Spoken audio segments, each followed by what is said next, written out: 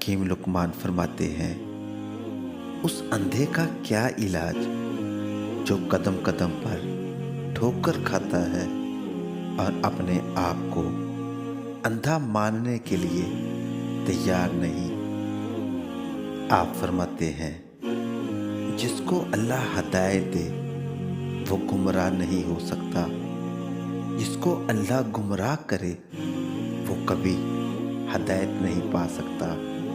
مطلب یہ کہ جو آدمی اپنی ہدایت کو اللہ سے منسوب کرتا ہے وہ کبھی گمراہ نہیں ہو سکتا۔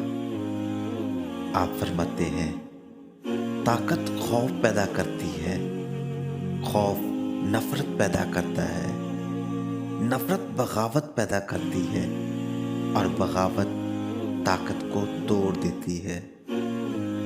آپ فرماتے ہیں، اگر آپ سے نیک عمل نہیں ہو رہا تو اس کا مطلب یہ ہے کہ غلط عمل نے اس کا رستہ روکا ہوا ہے، اس لیے آپ غلط عمل کو نکال دو۔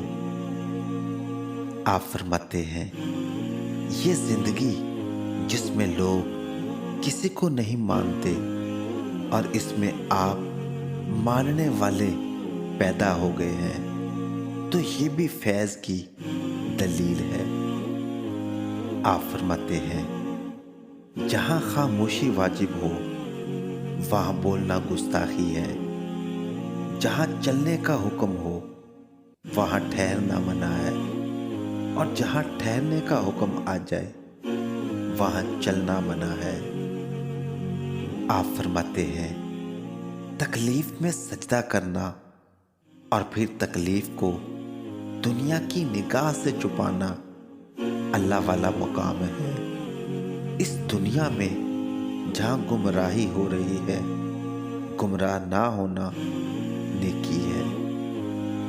آپ فرماتے ہیں، ان لوگوں کی پیروی کرو جن کی زندگی اور جن کی عاقبت آپ کو صحیح لگے، ان کی پیروی کرو جو آپ کی زندگی میں اصلاح پیدا کر سکے۔ آپ فرماتے ہیں، کائنات کا کوئی غم ایسا نہیں ہے جو آدمی برداشت نہ کر سکے، غم کتنا ہی سنگین ہو نیند سے پہلے تک ہے۔ آپ فرماتے ہیں، مرنے کے بعد زندہ ہونے کی خوشی صرف اسی شخص کو ہو سکتی ہے جو اس زندگی میں کوئی کام کر رہا ہو، جو اس زندگی میں کوئی کام کر رہا ہو تو اسے مرنے کا خوف نہیں ہوتا۔